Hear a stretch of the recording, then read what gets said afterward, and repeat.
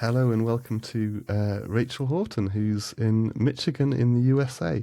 Do you want to introduce yourself and just say a little bit about your chronic illness journey and maybe a bit about how grief has played a part in that for you, Rachel? Sure. Thank you so much for having me today. I'm Rachel Horton. I was diagnosed with chronic fatigue syndrome back in 2008 when I was 17. I've since had issues with COVID, so I fall in that sort of overlapping ME/CFS Hmm. long COVID camp now as well. And I have been working over the past 15 years trying to navigate what it means to be a long adult, geez, be a young adult living with a long-term chronic illness Don't who clearly worry. also deals with brain fog in I think we're addition both like that today. to fatigue and long COVID. Oh my gosh. Yeah, so that's an indication of how this conversation's going to go. But I think interestingly, over the past few years, especially, I've been working as a health coach. So I've been working with patients with chronic diseases and helping them navigate the healthcare system. And I've come to understand in those conversations professionally, looking at my life, and also just in conversation with a lot of patients that I've gotten to interact with, the role that grief plays in so many experiences with chronic illnesses, and the fact that it often isn't recognized as such. When I got diagnosed at 17, I was thinking so much about the day-to-day realities of managing my symptoms. I didn't have the capacity or the emotional awareness to process what was going on, and I didn't have the language to describe what that was. Reading later on, I'm still trying to wrap my mind around when all that happened, but it was almost like getting an emotional diagnosis. It was being able to understand that grief was this condition in and of itself that applied to my Mm. situation. And it gave so much more clarity to this otherwise very difficult, complex, nebulous process that I was dealing with. I, up until that point, had seen grief was, you lose someone, someone dies. Maybe you have experienced that with a family member or a close friend, but to me, that is what grief entailed. And I didn't know that it could be applied to the loss of dreams or the loss of an identity Mm. or the loss of a future you thought you might have, having to really say goodbye and let go of a lot of the things that dominated your life up until that point when you started to get sick. I didn't want to let go of any of that stuff. And so I didn't really know how to approach the grieving process until I started to learn a little bit more about what all that entailed. Mm. And how do you, in terms of like sort of theories around grief processes, like Hmm. often, and I've spoken to other people, often it feels like the usual grieving process that you could apply, like around sort of denial and anger and my brain is tired today as well, but like acceptance, Bargaining, bargaining, anger, acceptance. acceptance. Yeah, Yep. like, do you find that they often don't apply for people with chronic illness in the same way, or do we have to just sort of like adapt them somewhat to make them work for us, or do we have to kind of sort of look outside the box in terms of how we manage applying maybe some theory?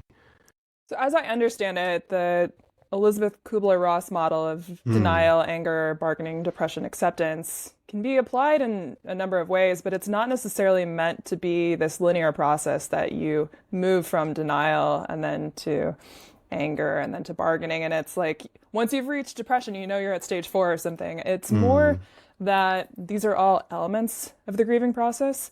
And I know personally that I experienced a lot of those things. And again, having a label, having a name to associate what I was feeling with was really helpful for me. Bargaining was especially powerful.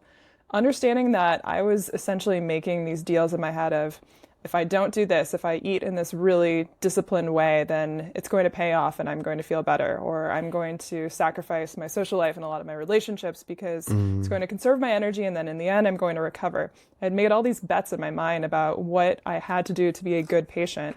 And all with the hope that it was going to turn out in my favor. And that's just not how this disease progresses.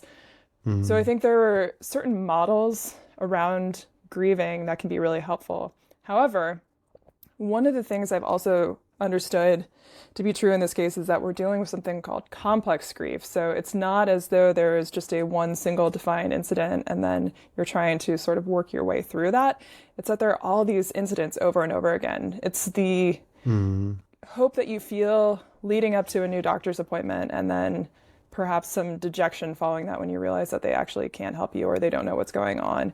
It's Mm. the loss over time as relationships inevitably dwindle because you don't have the energy to keep in touch with people. Or it's stumbling upon, an old pair of hiking boots and remembering the life that you used to lead that involved Yeah. all these outdoor adventures. There are these constant reminders that come up over time and in many ways reinstate that grieving process all over again. Mm. Yeah. And it's sometimes just like really little things, isn't it? Like that just sort of trigger that process, and how we sort of like um process the grief. It's not easy, and it's painful at times. And um have you got any thoughts about kind of how for you how you manage that, and then maybe for other people how are the good I guess it's like not one size fits all. It's finding individual ways to sort of like work through that grief, isn't it? hmm I think if you think about certain religious traditions or cultural institutions that we have around grief, in the Jewish community, after someone passes, you have the process of sitting Shiva for a period of time. Other religions have certain traditions as well, where there's a specific framework that's laid out for how you support a person in the grieving process after the loss of a community or family member. One of the things that patients with chronic illnesses struggle with is the fact that our existence is so solitary. And so all these things that we would ideally be doing within a community, grieving, celebrating, worshiping, whatever, Mm, are much less accessible and at times completely inaccessible to people. And so grieving becomes a solitary experience. And I think for me, I had to mm, understand how to cultivate some sort of community, whether it was connecting with other patients on social media, whether it was expressing a level of vulnerability that I previously wasn't comfortable with the people in my life, but doing something so that what I was experiencing, all the emotions that I was holding, were not solely falling on my shoulders, that this could be something that could be experienced as part of a group. And I think what we're seeing with the rise of different chronic illness advocacy organizations and other groups is that the internet, and I think in many ways the pandemic, shifting so many activities online and providing a lot more access for patients who couldn't go out and do things in person, meant that we were able to cultivate a lot more community interaction mm, around these issues of grief or support. And I think moving forward, it'll be interesting to see if people start to take this grief piece seriously when we're mm, thinking about how to navigate something like long COVID, which is now a much bigger issue than I think anyone would have anticipated 3 years ago. How can we mm. provide community support to people who are otherwise very isolated and cut off from their religious communities or their other sources of comfort and connection? Mm. Yeah, I think you make a really good point about that isolation, and it's something I've spoken to other people about, but um it feels like for so many people that we end up getting cut off from relationships, and chronic illness and ME for many of us contributes to a sense of isolation and being cut off, doesn't it? And losing relationships because people don't understand Mm-hmm. the illness, and particularly with things like post-exertional malaise for many of us, that it can look like you're able to do something on one day, or maybe you can, but then people not understanding the effects of the aftermath of doing that Right. thing. So relationships get lost because of confusion or misunderstanding. But you make a really good point there, that actually for many people that also leads to kind of loss of relationships because of that misunderstanding, and then not having those support networks in the grieving. So the loss is compounded by the loss of relationships Mm-hmm. and the loss of health as well, isn't it? It's a really difficult one. Um, Yeah, if you think yeah. about like, somebody going through a breakup, for example, like a lot of the recommendations are to get out and spend time with your friends, to, invest in a hobby that is really meaningful for you, take up a sport, train for, a 5K or something, but do things that put you out into the world that allow you to remind yourself of your own capacity, your relationships, the fact that you are loved in spite of, another relationship ending. And so many of those things just aren't. available.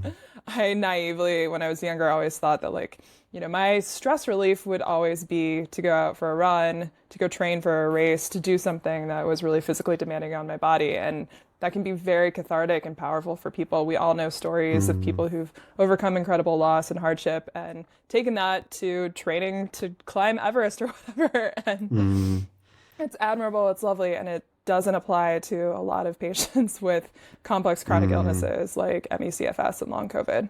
And then it's finding other things and other ways to sort of manage, and it depends on what the support networks that we have to access those things, or energy levels, or because I think coming back to what you said about the online community is so important for so many of us, because we don't have that kind of outlet in other ways, and are there things for you personally that help with kind of that grieving process? Have I already asked that question?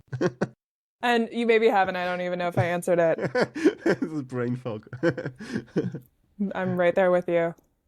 For me, understanding that actually cultivating relationships is just as important as taking supplements and adjusting my diet and doing any of the other things that fit the traditional wellness or healthcare mold was a huge shift for me, because I did spend those years where I thought that if I isolated myself and I cut back on, what I deemed frivolous socializing, that would somehow result in complete reversal of my symptoms. And that obviously wasn't the case. I realized I had to prioritize in whatever capacity I was able to, maintaining contact with people who mattered to me. And that was an absolute game changer to see that was not a distraction for my healing. It was actually a pivotal part of it. And that can come in so many different forms. It can be DMing people on Twitter who are also fellow patients and checking in, sending a quick text messages. It doesn't have to be these marathon friend hangout sessions that deplete your energy, but finding small ways to maintain contact with people has been really important for me personally.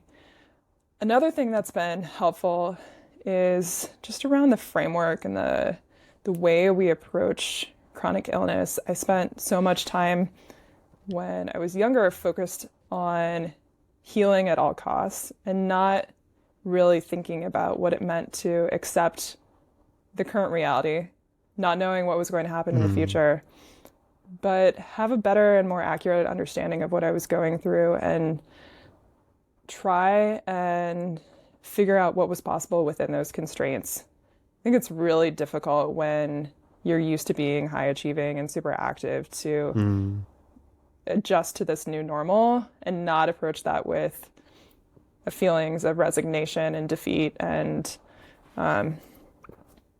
anger, to be honest, right? There's a lot of frustration and hurt that comes with the fact that this is the reality that you've been forced to deal with. These are the cards you've been dealt. I had to have some understanding that there was still so much value in my life that remained despite my limited capacity, and that there were still areas where I could make a difference. There were still things that I could do that were meaningful and purposeful for me. Victor Frankl and Man's Search for Meaning was pivotal in helping me understand this. And from there, not judging myself based off of my external capacity or my productivity, but really trying to have a more accurate understanding of my intrinsic worth as a human being, and seeing that value applies to so many patients as well. That we are not cogs in a machine, but our experiences are totally valid and worthwhile. And I think the more people are willing to share that, the better.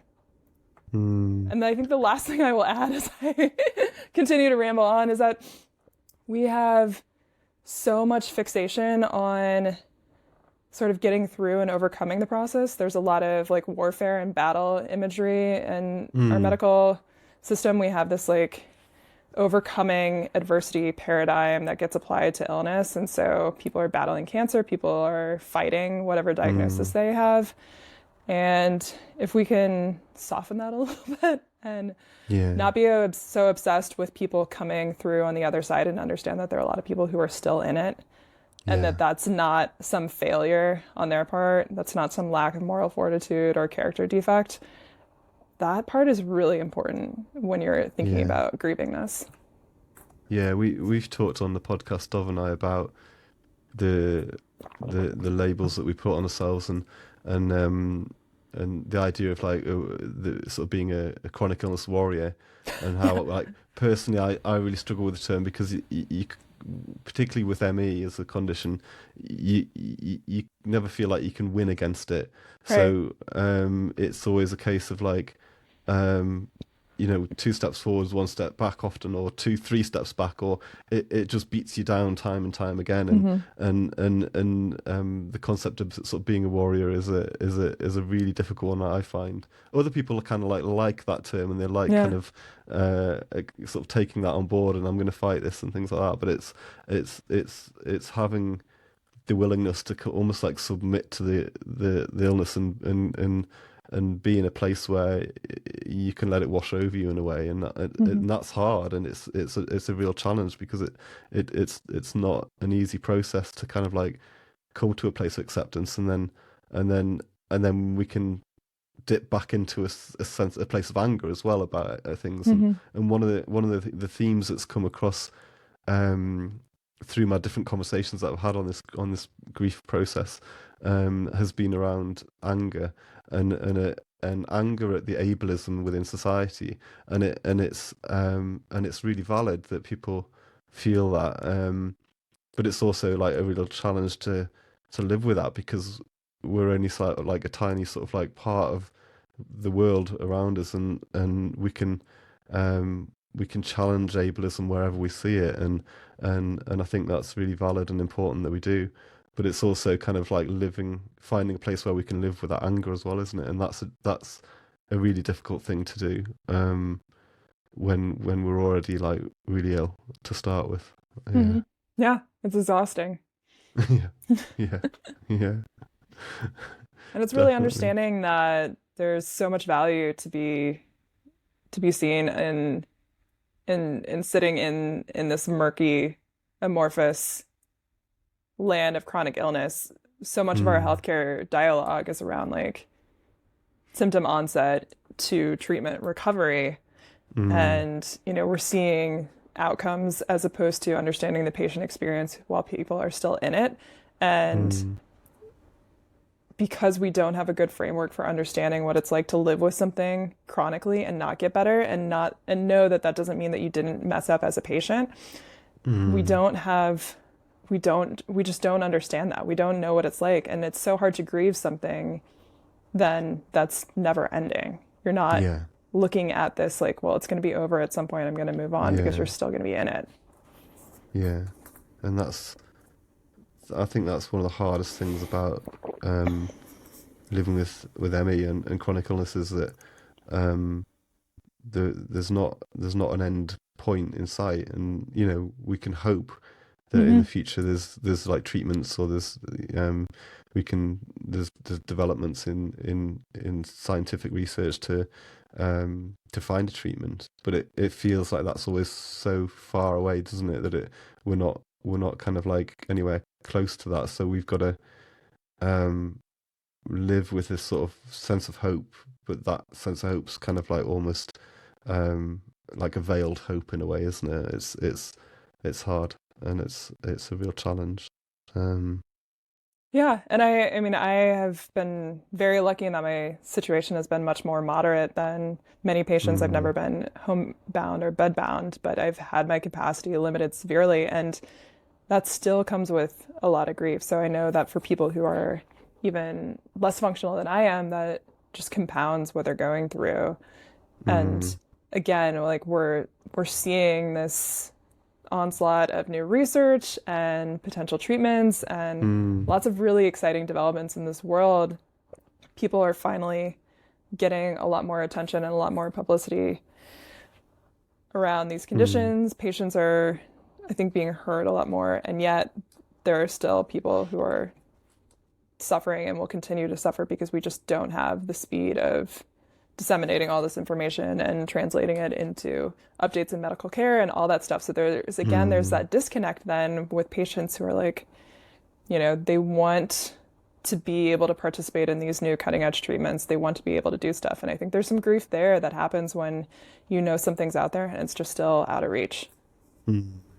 Yeah, very much so. Um, yeah, and yeah, yeah. I think you've put that into words really well, and I think I think that's maybe a good place to stop. Is there anything else that you wanted to add? Anything that you? It'd be great to have you maybe on for a longer discussion in the future, because I think you've got a lot to offer and a lot to share, and I really appreciate the time that you've given us. So, yeah, was there anything else that you wanted to add? Thank you so much for doing this. It's so important that you're giving patients an opportunity to share their stories, to talk about these complex issues, and really just giving a platform for patients with chronic illness. I really appreciate it. No, yeah, no, it's been an interesting journey, and I'm looking forward to kind of like what to the outcome. Yeah, it's been good, and in a yeah in an emotive way as well. And I think when we talk about grief, it's it's so difficult because it's we start and talk about it, but it brings up so many feelings and so many emotions, and actually kind of like it can almost like trigger some of those things again. So yeah, it's being aware that actually it is a really emotive thing, and it's a challenge to talk about. But there seems to be such a desire for people to want to hear and to share their stories as well. So no, I'm glad we started it, and it's been a good process. So thanks for joining us, and we'll hopefully maybe speak to you in the future again. All right, Sounds great. thanks. Thank you.